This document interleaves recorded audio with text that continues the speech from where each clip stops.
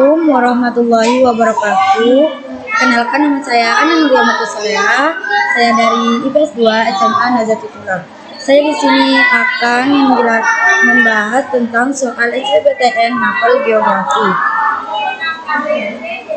Yang pertama yaitu jenis tanah vulkanis yang mengandung bahan organik sedikit adalah A. Regosol, B. Latosol, C. Podzolik, D. Laterit, E. Terosa. Jawaban dan pembahasannya yaitu jenis tanah vulkanis yang mengandung bahan organik sedikit adalah. Nah, dari penjelasan di atas jelas bahwa tanah regosol berasal dari material vulkanik, sehingga jawabannya yang tepat adalah A. Regosol. Oke, kita lanjut ke soal nomor 2. Gerakan air di permukaan laut tidak hanya disebabkan oleh gerakan angin yang tertiup di atasnya, tetapi dipengaruhi juga oleh faktor A. Letak bintang, B. Topografi dasar laut, C. Massa air laut, D. Kecepatan arus laut, E. Densitas air laut. Jawaban dan pembahasannya yaitu pengaruh arus laut diantaranya angin bergerak dengan tekanan udara tinggi ke tekanan udara rendah. Nah, pergerakan angin tersebut juga mengiring arus laut ke daerah yang memiliki tekanan udara lebih rendah, salinitas atau kadar garam. Jadi arus laut bergerak dari yang salinitasnya tinggi ke salinitasnya yang rendah, atau bisa juga dari suhu yang rendah ke suhu yang lebih tinggi. Hal ini bisa terjadi karena adanya perbedaan densitas air laut, gerakan rotasi bumi. Faktor ini jelas mempengaruhi arus laut karena arus laut bergerak secara dengan rotasi bumi. Gravitasi, di mana gravitasi berhubungan dengan pasang surut air laut. Hal ini karena pasang surut disebabkan pula oleh pengaruh gaya tarik bulan dan matahari terhadap bumi. Nah, faktor-faktor di atas dapat disimpulkan jika gerakan air di permukaan laut dipengaruhi oleh faktor, maka jawabannya yaitu E. Densitas air laut.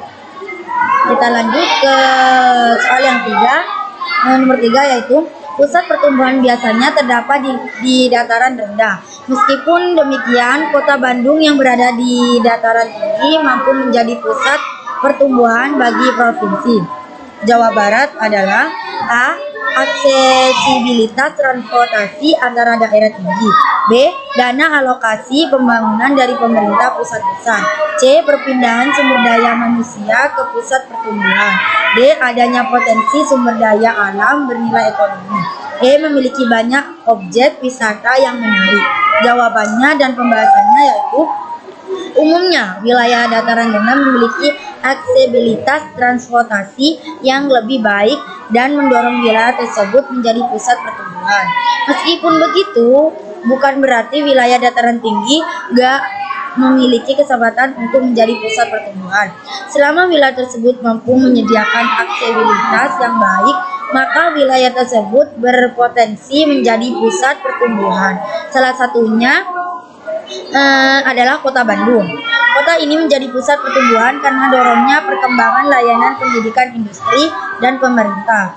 Nah, berdasarkan pembahasan di atas, Bandung mampu menjadi pusat pertumbuhan bagi Provinsi Jawa Barat karena aksesibilitas transportasi antara daerah tinggi, sehingga jawabannya yang tepat adalah A. Aksesibilitas transportasi antara daerah tinggi. Lanjut ke soal yang nomor 4. Dampak yang ditimbulkan oleh El Nino bagi Indonesia adalah A. Banjir, B. Hujan deras, C. Kekeringan panjang, D. Tsunami, E. Bencana hidrometeorologi. Jawabannya dan pembahasannya yaitu El Nino merupakan fenomena pemanasan suhu muka laut di atas kondisi normalnya yang terjadi di Samudra Pasifik. Ciri dari El Nino adalah curah hujan yang rendah yang menyebabkan kekeringan. Nah, dari definisi dan ciri di atas dapat disimpulkan bahwa dampak yang ditimbulkan El Nino bagi Indonesia adalah C. Kekeringan panjang. Yang nomor 5 yaitu lanjut yang nomor 5 yang terakhir, faktor utama yang menyebabkan areal pemukiman penduduk kota meluas ke wilayah pedesaan adalah A. Persaingan penggunaan lahan tinggi, B. Kesehatan lingkungan semakin berkurang, C. Sarana transportasi masalah sudah tersedia, D. Konflik kehidupan semakin kompleks, E. Fasilitas di perkotaan semakin mahal. Jawaban dan pembahasannya yaitu terdapat berbagai faktor yang dapat menyebabkan areal pemukiman penduduk kota meluas ke wilayah pedesaan. Salah satunya faktor yang paling mempengaruhi adalah mahalnya tanah di kota, sepertinya misalnya harga tanah di Jakarta yang makin gak masuk akal. Hal ini menyebabkan masyarakat yang gak memiliki modal yang cukup untuk membeli tanah di Jakarta terpaksa memilih alternatif lain. Salah satunya mencari tanah di wilayah Bodetabek yang harapannya memiliki harga yang jauh lebih masuk akal. Nah, dari kasus di atas didapat kesimpulan bahwa jawabannya yang cocok untuk pertanyaan di atas adalah A. Persaingan penggunaan lahan tinggi. Oke, thank you. Cukup sekian dari pembahasan soal SBMPTN ini. Semoga bermanfaat.